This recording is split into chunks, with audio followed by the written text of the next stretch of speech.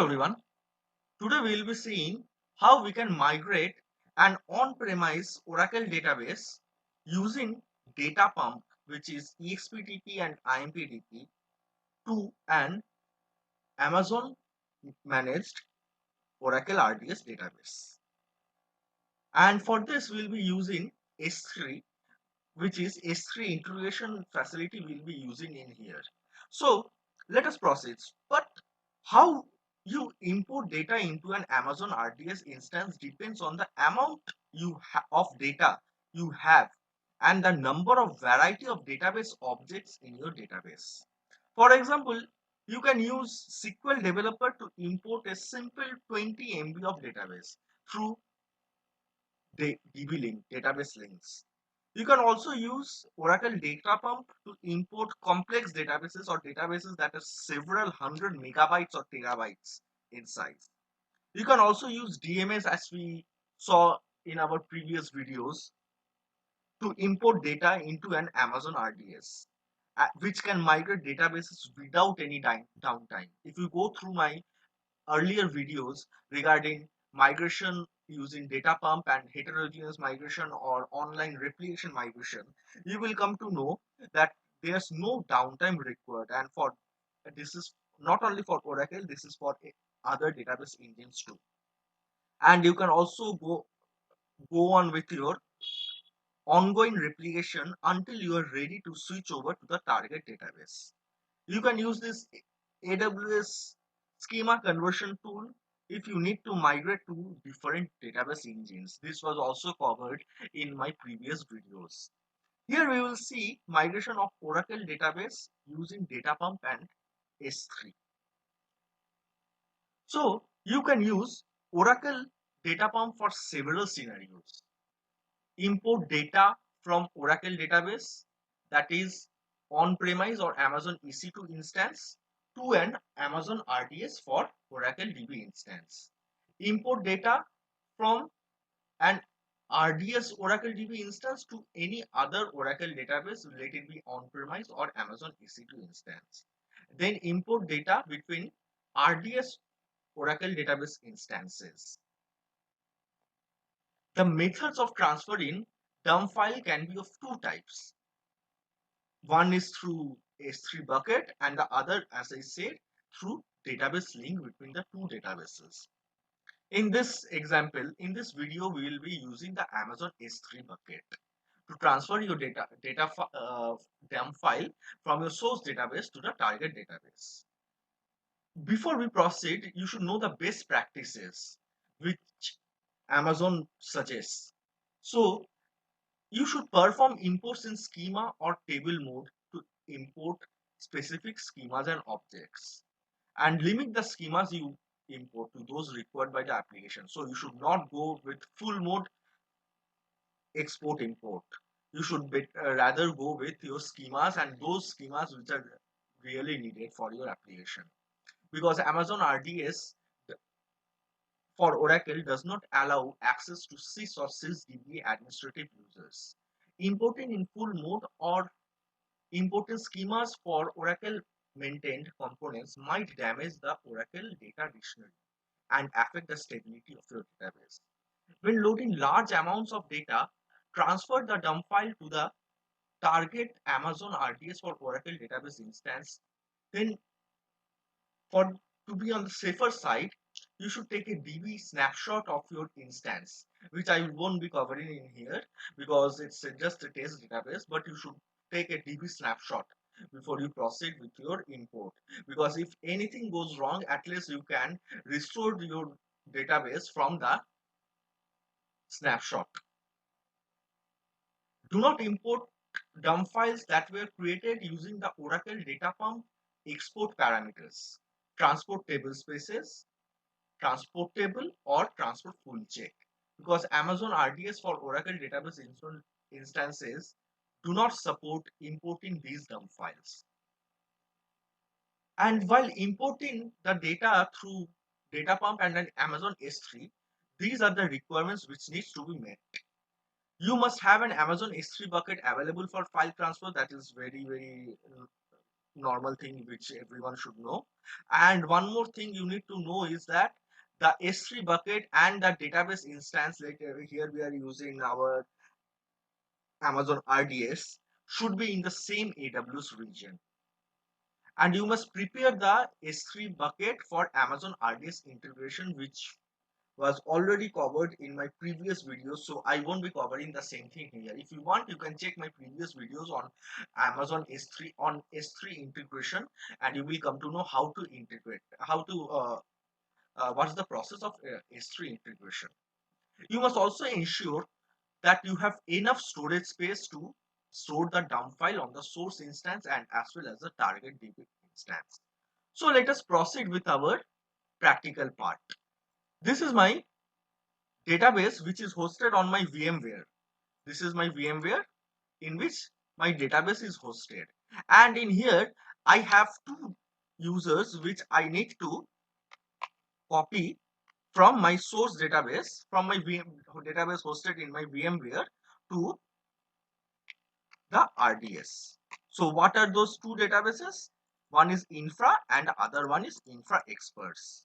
And if you go through this, you can see that Infra Experts has three tables, one of which is having 7 rows in it. And my infra user is also having some just 1 row in it and two tables in it. Here we have 3 tables, here we have two. For infra we have 2 tables, and it has some data in it. So first and foremost thing what we need to do is we need to get a dump file created. I'll remove this. As you can see in my par file, this is my directory which I have created. You should be knowing how to create a directory and all. The schemas, I am taking these two schemas. The dump file, I'm giving the dump file name as infra experts, and my log name also as infra experts.log. So I will run this, and I believe most of you should be knowing how to bypass user name password while you are taking your export or export backup or importing while you are using importing. So this is the command expdp. Then I'll be covering these in my shell script videos, why this is being used, and I'm taking this par file, this will be running. So I'm just starting it. So right now this is running, and this will be creating my dump file. This has started. This hasn't started yet. Well, this is running right now. I'll pause the video until this is created. So we are done with our export of two schemas, which is infra and infra experts. So right now what we need to do is I can easily copy it from here to our S3, but I need to again install this CLI and CLI tool in here, and I need to test whether the connectivity I'm getting it or not. So to avoid those, I will be copying it to my local system from where I will take it to S3 bucket. So first and foremost thing, I will be copying it to my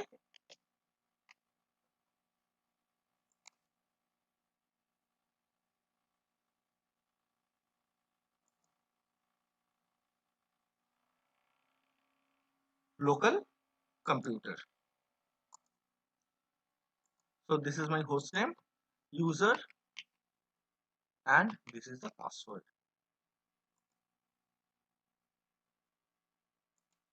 I'll go to desktop and keep it in here.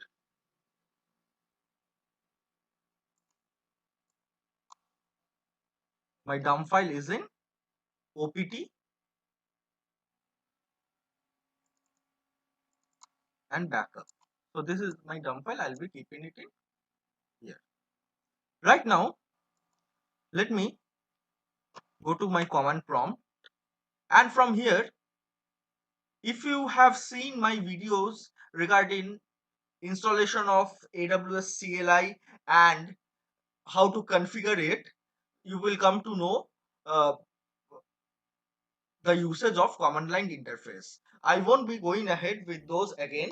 You can check those from my previous videos.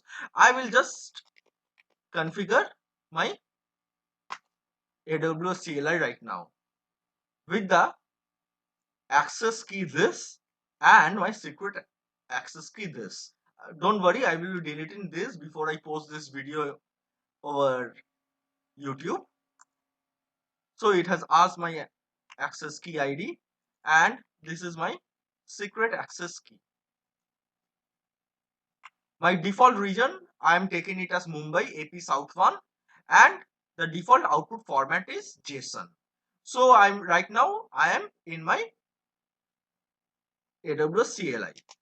Right now I need to check what are the S3 buckets I am having in here. So I have one S3 bucket created for this. If you need to check what all are things are currently present in here, AWS S3, then LS, then you need to give the S3 name over here, which is AWS dump 1, and it will be showing one of the dump files which I tested earlier before making this video, which is present in here. And right now I need to remove this. How will I remove it? Instead of ls, let me give here rm and the dump file name .dmp.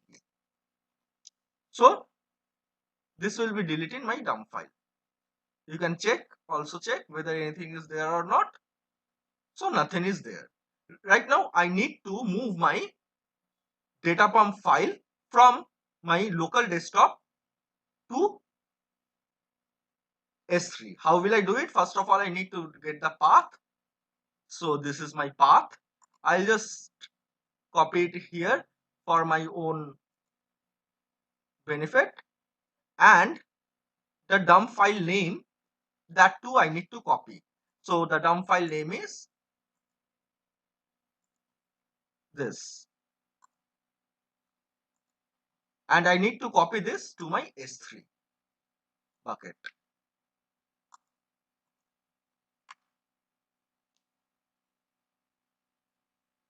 So this has been copied in there, and you can also check it whether this is copied or not. So this is copied. Now what do I need to do is I need to make this S3, this file, as public. If I'm not making this as public, it will be fetching error, and you won't be getting your desired output. So I'm just making this as public. So this has been made public. Next step, what is it? Next step, I need to copy this to my database, where the bucket name should be AWS dpump1, and my database directory is this. So I'm downloading from S3, and this is my database. I will run this. Once this is run, it will be generating a task ID, as we already saw in our previous videos. So this won't be copied because my dump file name is wrong. It will be throwing error. If you take this ID and want to read what's there in the log, no Amazon bucket name exists. So let me run this run now. and this has run. Let me check again whether this is successfully copied.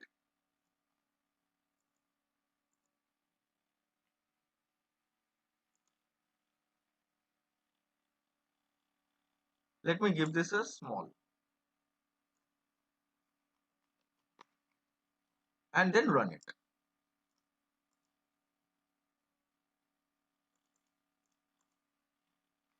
Now let's check.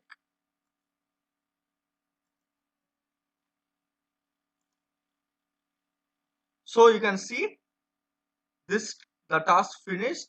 The task successfully downloaded Amazon S3 bucket or objects named with key just since this was there. So that has been successfully downloaded to my database RDS directory. So from here you can understand that this is very much case sensitive. Right now, next what we need to do, we need to also check whether that file is present there in our directory or not, or it is just showing something.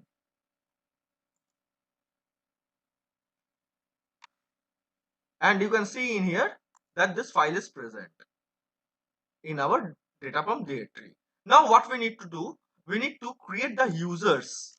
So the my user is infra, then I need to give grant create and session and resource, and I need to give my infra and quota of 100 MB on users table space. Then since my infra experts user has default table space in infra experts has default table space of infra experts, I need to create the small file table space of infra experts, and then I need to give privilege to my infra experts user on that same table space.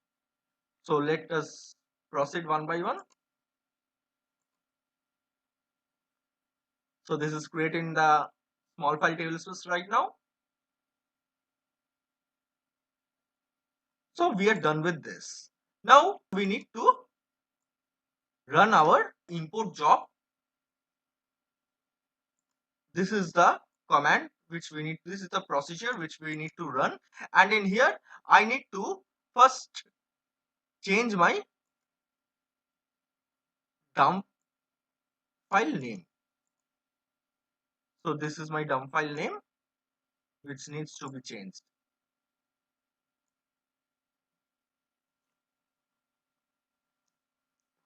And this needs to be run.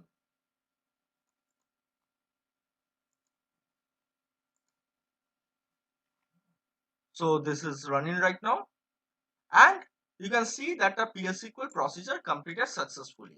Right now, let me see whether these users have been created or not. So select username from DBA underscore users, where username in infra, then infra experts.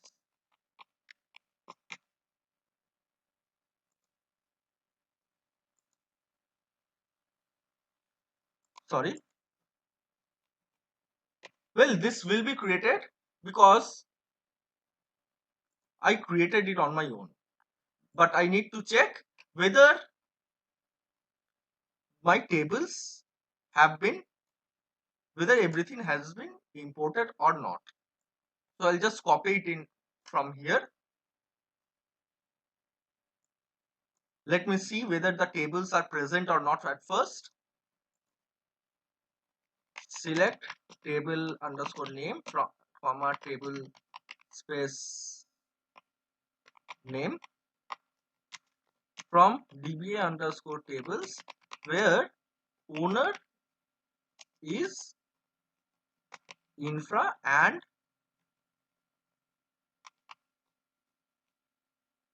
infra experts.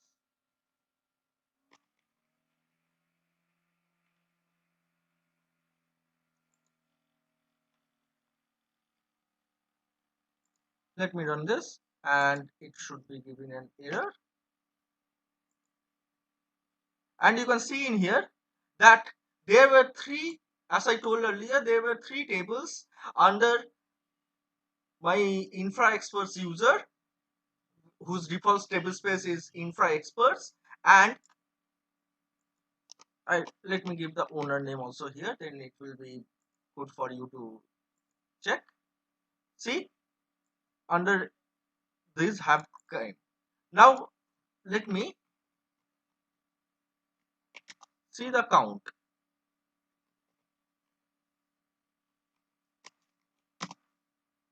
Let me copy it from here, which would be much more better. So it has 0 count.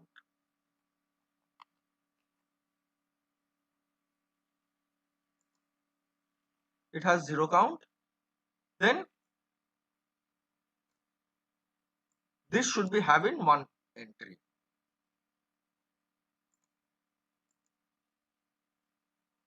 It is having, and this should be having, my people table under infra expert should be having 7 entries.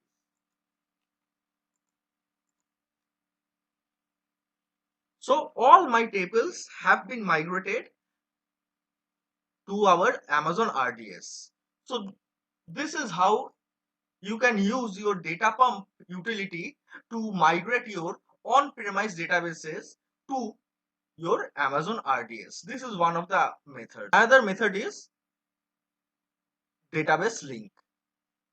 So thanks a lot for watching this video. If you like the video, please do like, share and subscribe, and stay updated with my videos. Thanks a lot. Take care. Bye.